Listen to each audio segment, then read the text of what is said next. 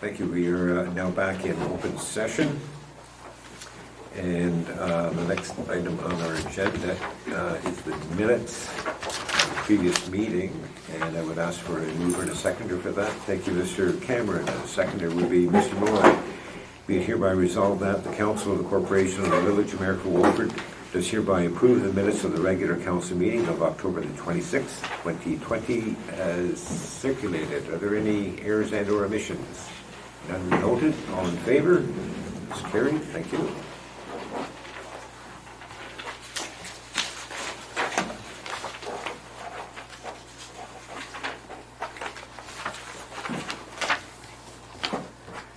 And next on our agenda, we have correspondence from the Minister of Finance for information purposes. So have a mover and a seconder to receive that, please. Thank you, Mr. Foster. Seconded by Mr. Helpney. Be it hereby resolved that the Council of the Corporation of the Village of the Village of Mayor Wolford does hereby receive correspondence from the Minister of Finance regarding the 2021 Ontario Municipal Partnership Fund allocations dated October the 29th, 2020 for information purposes. And this is good news, so we can... Is it recorded? And so staff can have this firmly booked in our budget process as we move forward. All in favor, gentlemen? Thank you. It's carried.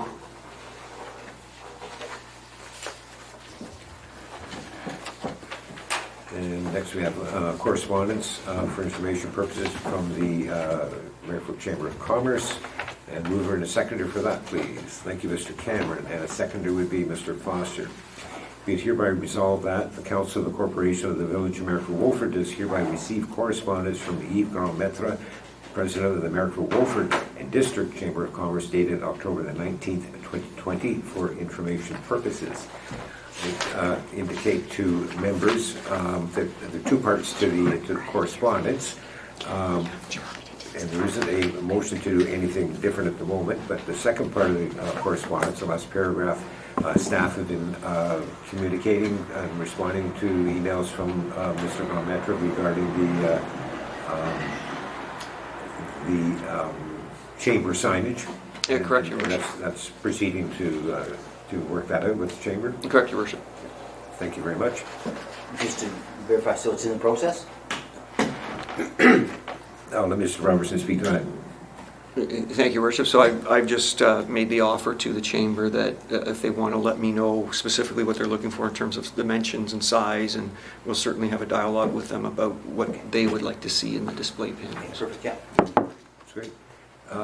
The beginning part, and I think there may be an opportunity here when I see I'll say the first sentence is COVID continues to impact our businesses.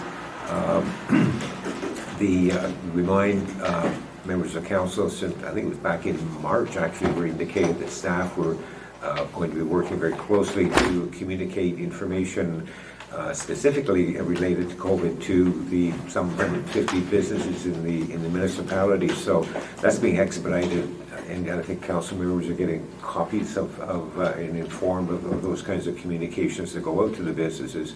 So it might be an opportunity perhaps to for our manager of economic development to indicate to the chamber if there are any, at least at this time, are there any programs or something that they want to share that we might be able to help expedite getting that information around? Because that seems to be the front end of the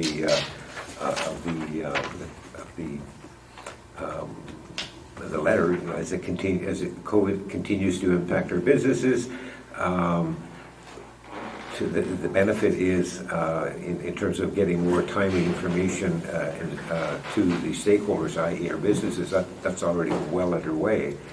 If there are other opportunities, perhaps they might correspond, whether it's from the president or whoever disseminates information to the businesses, there may be a way we might be able to help them.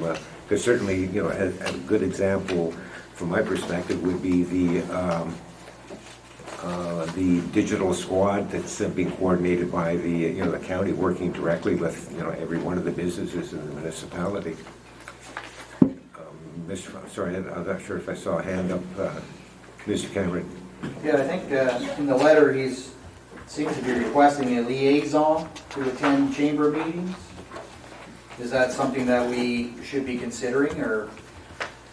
Well, that's what I was speaking to. I'm Yeah. not sure how that would change anything in terms of, as the impact of COVID in terms of a benefit to the business community, getting information out, where there is assistance, where they can go to, whether it's the federal programs, provincial programs.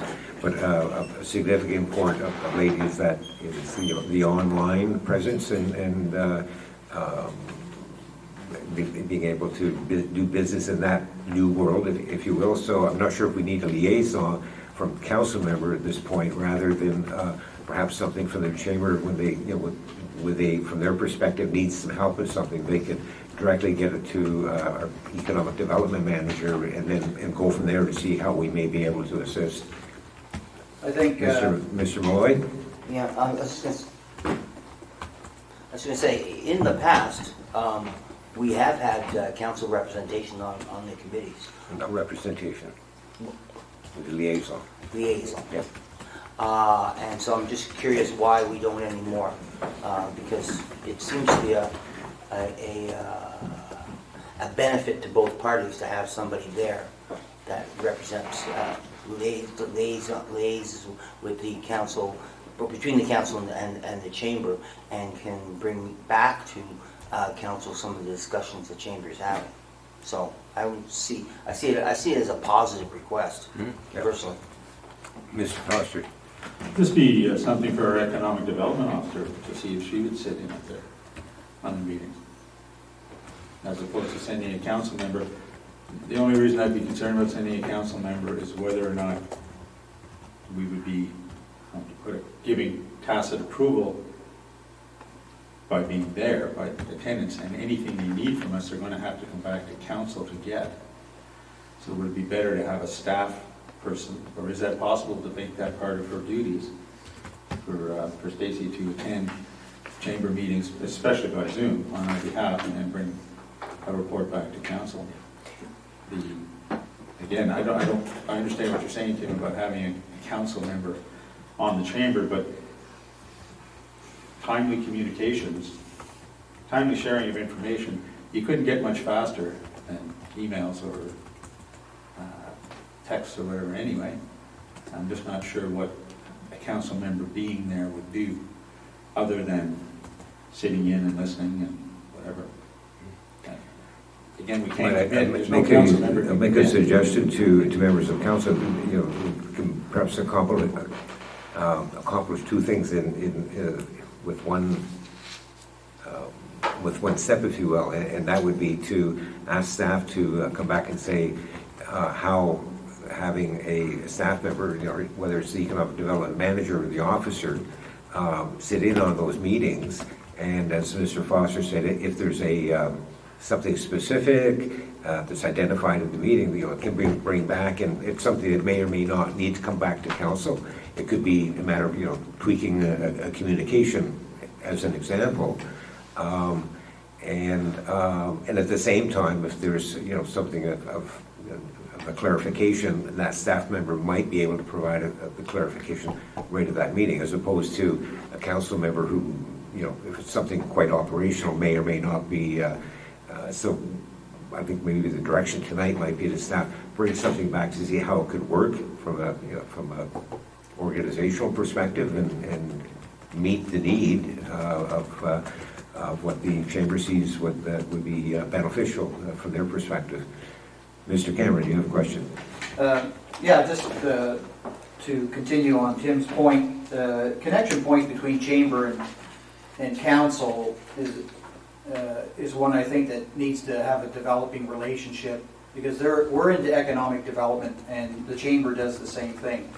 They're into recruiting businesses, making businesses flourish. They're into increasing populations, setting out the pluses and minuses of communities with schools and so on and so forth. So that connection between council and the chamber, I think, would be an important asset to both. And having a council member or a staff member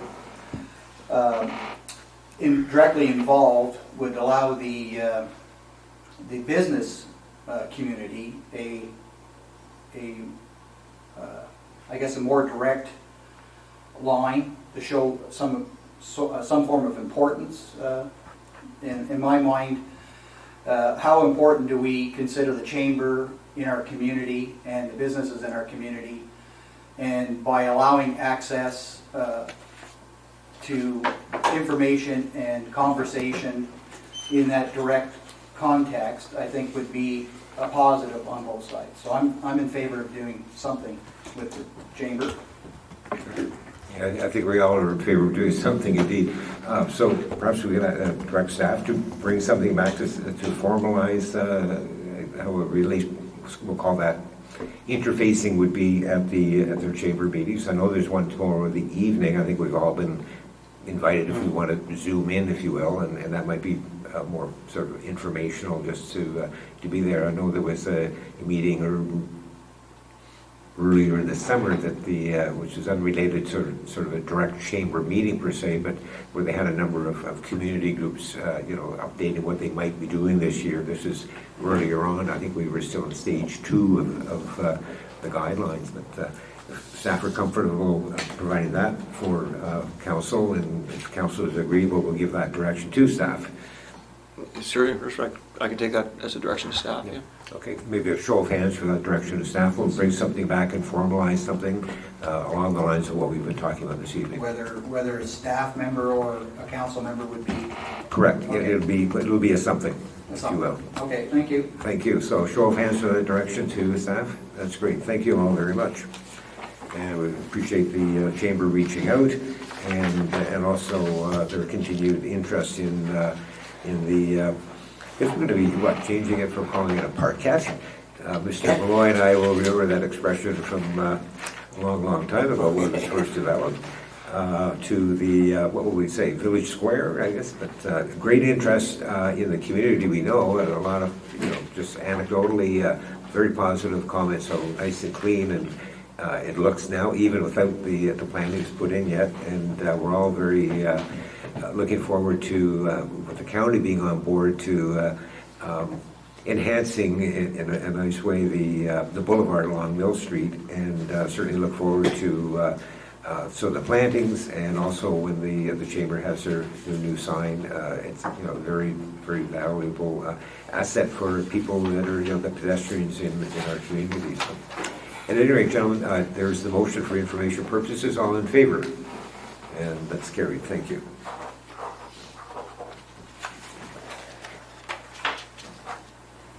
And next in our package we have correspondence from Justin Salter. So I'll move her to seconder for that, please. Thank you, Mr. Cameron. And a seconder would be, thank you, Mr. Foster. Be it hereby resolved that the Council of the Corporation of the Village of Mount Wolford does hereby receive correspondence from Justin Salter, the recipient of the village's bursaries to St. Michael's Catholic High School, received on October the 30th, 2020, for information purposes. Before I ask for a vote, I'll just actually read the correspondence. To the Village of Miracle Wolford, I would like to thank you for the bursary received at my graduation ceremony on October the 11th, 2020. It is an honor to receive this award. Sincerely, Justin Salter. So I'll call the motion. All in favor? That's carried. Thank you. And we're sure, Mr. Malloy. and we're sure that he's a member, he's a citizen of Miracle Wolford. This goes back a number of years, and that is always vetted up front by not just St. Mike's, but also the other high school that we have a bursary for, North Brandon District High School. Yep, well done, sir. And next, gentlemen, we have a motion and correspondence from the Lions Club, and I just want to make the point. You'll note the correspondence is actually dated, if you look at the requests and correspondence, actually last Friday. So if you look at our procedural bylaw, there is a timeline of receiving things well in advance, and it's a recommendation, if you will, because there's some urgency that council deal with it this evening. It is time sensitive. The work that the Lions Club wishes to do at the Parks Canada, called the Parks Canada Campground. So that's why, and I think procedurally, we would need to have 2/3 members agree to have this on the agenda, meets the timeline. So if we just have a show of hands, that council members are fine with this being on the agenda tonight, and it's unanimous that it is. Thank you, gentlemen. So I'll read the correspondence, and I think there is, it seems fairly straightforward, but there is one recommendation to amend the part of the motion, and I'll put it on the table first, and then we can speak to the amendment. So a mover and a seconder, please. Thank you, Mr. Helpme, and seconded by Mr. Malloy. Be it hereby resolved that the Council of the Corporation of the Village of Mayor Wolford does hereby receive correspondence from Jerry Sagan, chairperson for the Lions Club Campground, dated November the 5th, 2020, and the Council does hereby authorize the site drainage project at the Merrickville Lions Club Campground as outlined in the aforementioned correspondence. It's quite straightforward. We are I guess from the Lions Club's perspective, the landlord, but the owner of the property is the Parks Canada.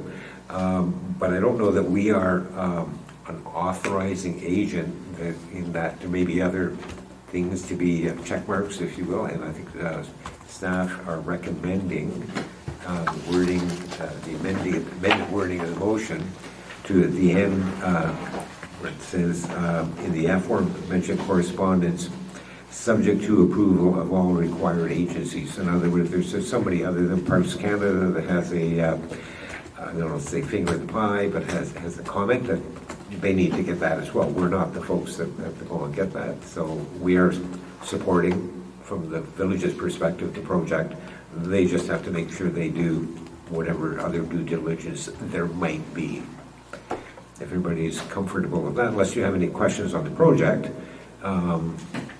comfortable with that amendment, those amending words, Mr. Malloy. Yeah, I think what I should point out, though, is in that letter from Mr. Sagan, it says about, third paragraph down, we have spoken to Parks Canada personnel, Craig Cunningham, and he is in agreement that there is a problem and it can be remedied at a reasonable cost to the Lions Club. But the issue becomes then that the Lions Club actually doesn't access that property through the Parks Canada, but through the municipality. And so it was indicated to them that, it was indicated by Parks Canada that the municipality had to be in the forefront of the agreement, and that's why it's coming here. Mr. Foster. Yes. So what as you said before, any other recognized authorities have to be on board with this, so that's the addendum. Yep. Because RBCA may very well want to have a say in putting in a small drainage into the canal. I know they were upset when I put a dry hydrant into the canal without going to them. So they can get their nose out of joint pretty quickly, so it might even be said, I think it's very prudent that we include that in the letter. So all we're saying is, if there's anything else, it's up to Lions Club to get that. Exactly, yeah, but I think that's pretty prudent. Yeah. So if everybody's comfortable, I'll write in those words to amend the motion. If we can hear it again. Pardon me, Mr. Morton? If we can hear it again with the additional words. Yes, so the last sentence in the motion, that council does hereby authorize the site drainage project at the Merrickville Lions Club Campground as outlined in the aforementioned correspondence, subject to approval of all required agencies. All in favor? And that's carried. Thank you.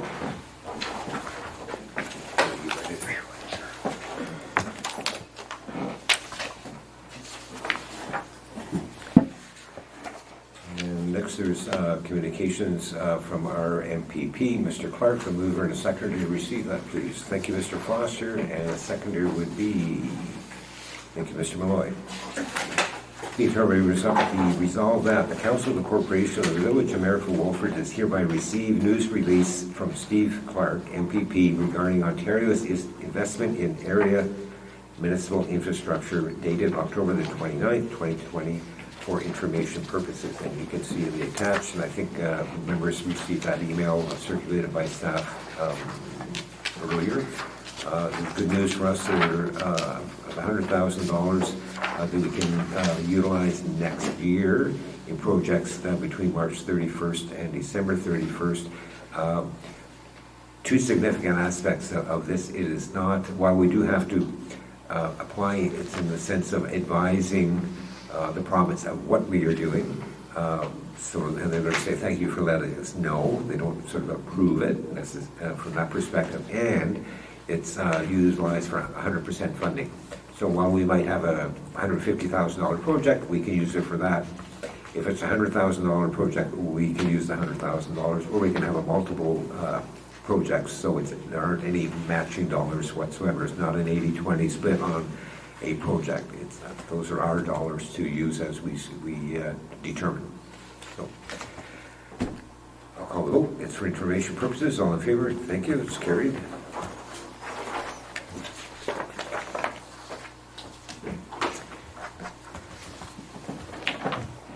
And the next motion is regarding our second and third quarter report, operations report for information purposes. I'll put it on the table first, and then we may have questions. Just Sir, back Mr. up. Foster? Yeah, just regarding the Steve Clark's letter, Yes. do we have any projects on paper, so to speak, ready to roll out for this kind of money, or? Just in brief conversation with Mr. Robertson, I think it was last week when this release went out, he said, yes, there are a number of projects that staff will be bringing forward for council's consideration to move forward on. So the answer is yes. Very good.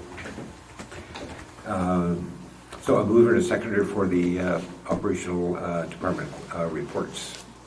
Thank you, Mr. Cameron, and a seconder would be Mr. Helpney. Be it hereby resolved that the Council of the Corporation of the Village of Mayor Wolford has hereby received report PW-03-2020, being the 2020 second and third quarter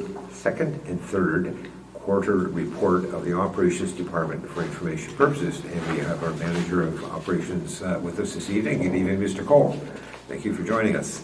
As I say, it is for Council's information. I'm not sure if there are going to be any questions, comments. Before that, go to that. I'd ask if there are any particular highlights Mr. Cole would bring to our attention in his report. And he's indicating no. Certainly, I, from my perspective, before I go to Council, I find it more than mildly interesting. If you look at the bottom of the second page under landfill, and perhaps we could ask, I've asked Mr. Cole if he could expand on the results of the great work that the staff have been doing and how you reach a determination that the life of the landfill has increased from, which, many years ago, when Mr. Moy will remember this, when we had a conversation with the province about what our capacity was, and it was confirmed. Back then it was in the 50-year range, very significant win for us, but also significant the amount of life capacity we have, because as we all know, it's not probably, I'm comfortable to say it is our most valued asset. But not only have we been doing great work, staff with COVID, in managing the access to the public on Wednesdays and Saturdays to safely bring their garbage to the landfill, accessing the recycling bins, the brush pile, et cetera, But again, the significance is to say that we now have 100 years of life in the landfill. That's not just your opinion, and perhaps you might expand on that for council and members of the public, how we've achieved that and how it's verifiable, if you will, from MOE's perspective, our certificate of approval.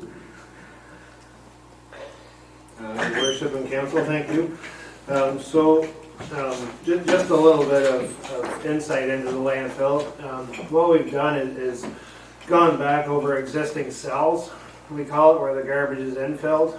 As you see in the report, we've utilized the new compactor we got, which gets a lot better compaction than the previous one.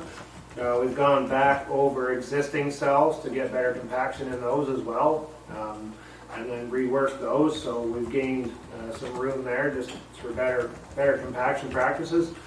We've started staying in one cell area for the entire year as opposed to moving around the landfill to different sites. We stay in one cell, and we've done a bigger program now. We spend a little more time there, but as you can see, it's gaining us years.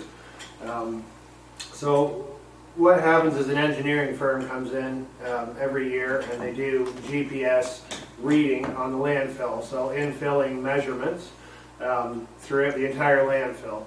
And what they can calculate from that, also with what we infill, is all measured going in. So they take all those calculations and they put it into a matrix, which gives them the capacity of what our landfill can hold, and then the capacity of what we have in the landfill right now. And then we can break it down by how much we're infilling every year. So what we do is we take that overall capacity calculation, and then we divide into what we're infilling every year.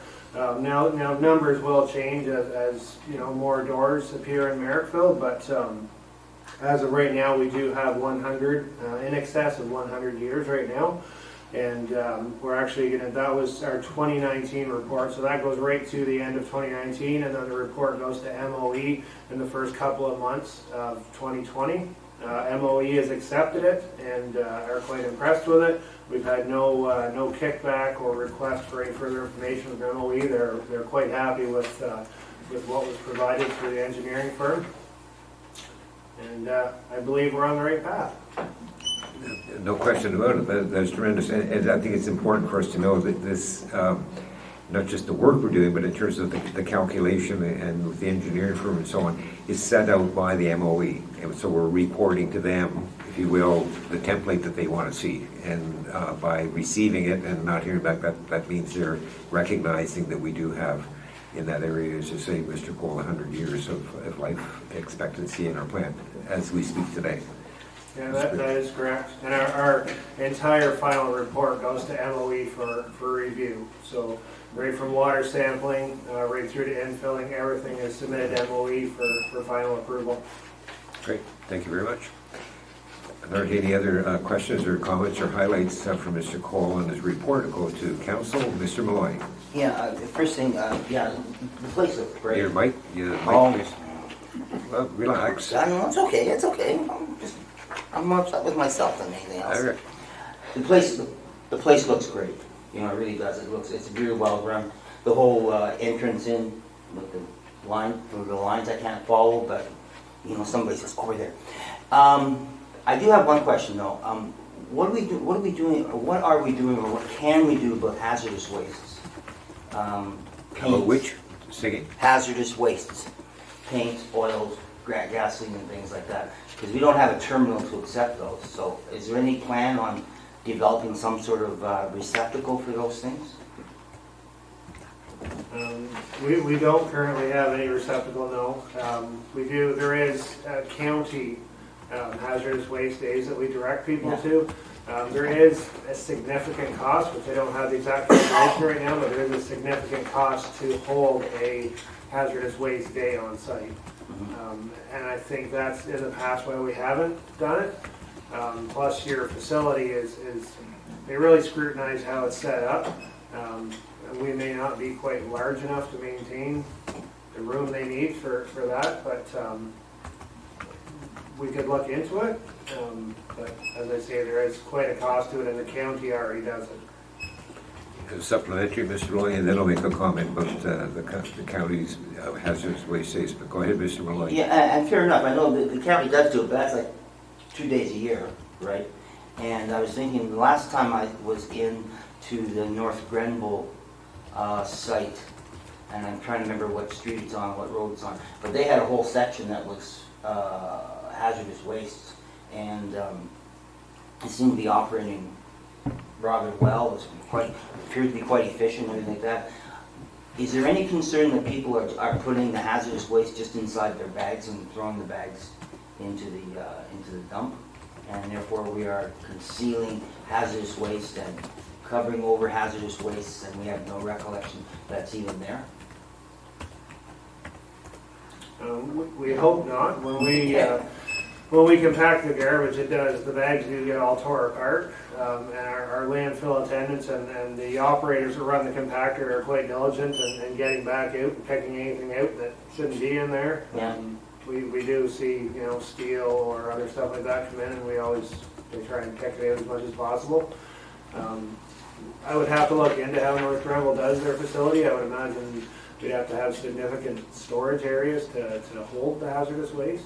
I'm not sure how often they get rid of it or what company they would have come in and They collect right at they collected at the county yard, did they not? That's the, So the county does hold the hazardous waste days, Yeah. and the part of the report, I'm just going by memory now of this past year, and of course the challenges with COVID skewed things a wee bit, but there's an indication from staff that they would like to see if they can enhance, we'll say, the number of days and the locations. But it doesn't necessarily mean that, I think to Mr. Malloy's point, well, what about on a regular basis? And, and that is it. So that's out of the county from that perspective. I don't think it would be valuable if staff gave this kind of cursory idea.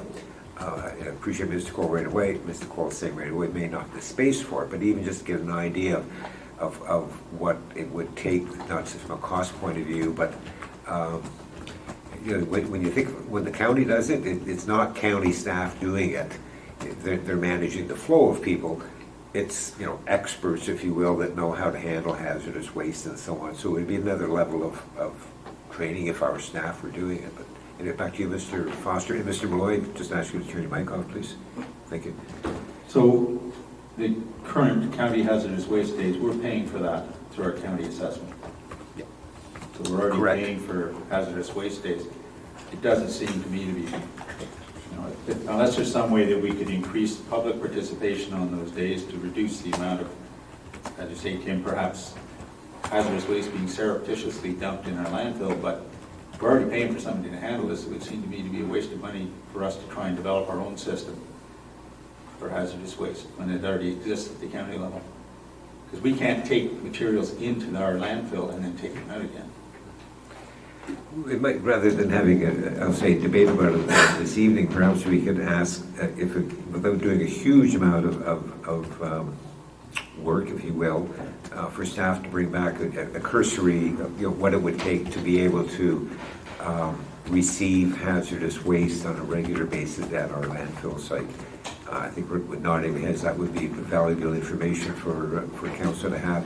But also, I want to reiterate or enforce that the county is looking at enhancing the hazardous waste days, albeit it's twice a year, I think, spring and fall, to deal with the needs of everybody in the United Counties. Do you want to make? Sorry, Mr. Roberts, I wanted to make a comment, and then I'll go to Mr. Cameron. Oh, sorry, you were saying, happy to defer to You- Councillor Cameron. I recognized you. Just an offer that we're starting to think about our 2021 budget now, and this might be a good candidate to bring back to council. I know Mr. Cole mentioned that there's a significant cost. We could bring you an order of magnitude idea of what the cost might be for that. Yes, as I say, just a high level at this point without going into here's how the plan would work. I'll go to Mr. Cameron and then Mr. Foster. Yeah, just to continue along the conversation, we're building our population presently, and the need for recycling is a constant. And I think the more that we can do in-house in our facility, the less chance we have people dumping.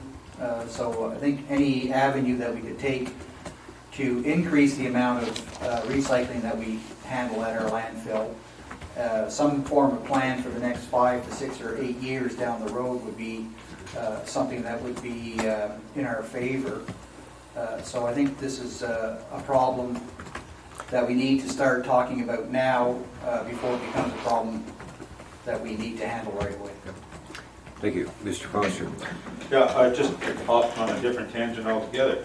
The BOMAG at the landfill, sorry, just dealing with the BOMAG at the landfill. Do we leave that thing outside, just out of curiosity?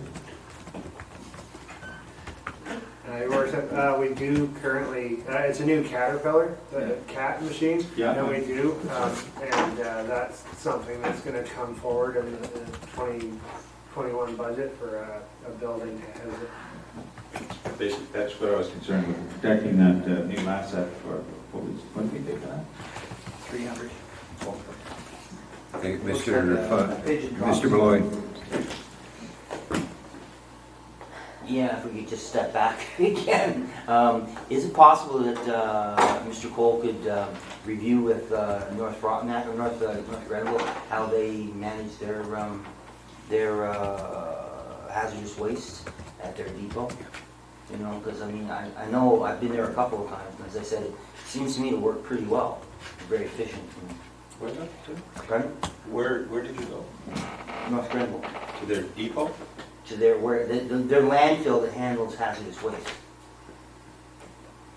I think, you know. I think we're all agreed, we'd like to receive something back from Mr. Cole, how it might work here, and I'm sure he maybe, in his very light general review, could see what other municipalities may be doing, North Grenville being an example. As I say, it's not a full in-depth report. I think it'll help either continue a conversation or see where there may be some direction that, based on the information, we might take after that. So having said that, the quarterly reports for council's information. Thank you again, Mr. Cole, for the report and also for the work that you and your staff do. So, gentlemen, you've heard the motion. All in favor? And that's carried. Thank you.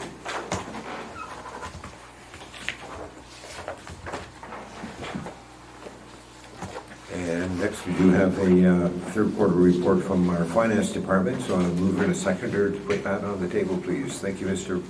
Malloy, for the mover, and a seconder would be thank you, Mr. Cameron.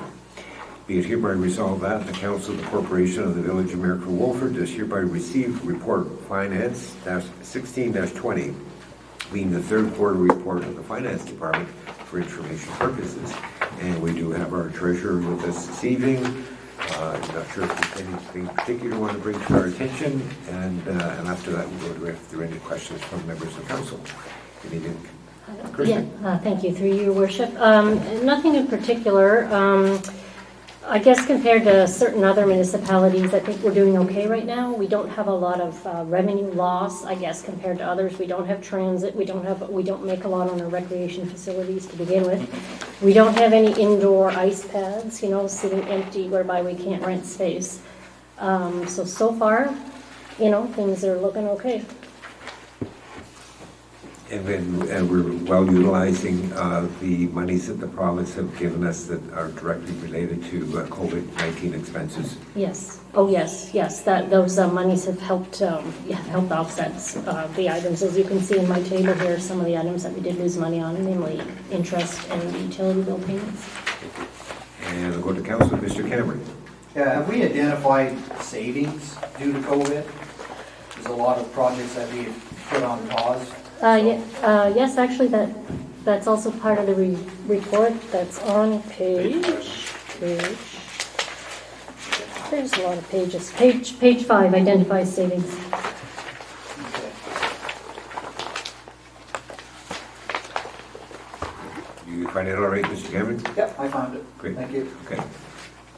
If there are any other questions or comments, I'll call the vote. All in favor? And that's carried. Thank you. And in particular, not just a well laid out report, but also it shows how well the staff are working, particularly as general, but particularly through COVID and identifying those areas of savings and costs and where the dollars can be utilized from the province. And I guess it goes back to the comment our auditor made earlier this year that our staff manage the finances of the municipality very well. So thank you to you and your team. Next, we do have a confirmatory bylaw. And we were in a seconder for that, please. Thank you, Mr. Malloy. Seconded by Mr. Foster. Be it hereby resolved that bylaw 59-2020, being a bylaw to confirm the proceedings of the regular council meeting of November the 9th, 2020, be read a first and second time, and the bylaw 59-2020 be read a third and final time and passed. All in favor? And that's carried.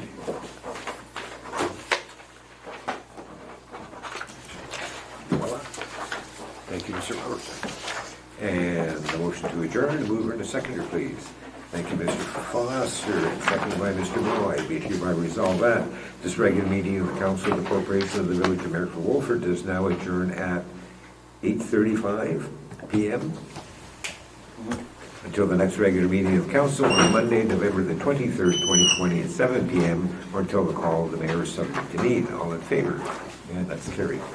Thank you, one and all. Thank you, Mr. Robertson. Thank you, Christie. Thank you, Mr. Cole.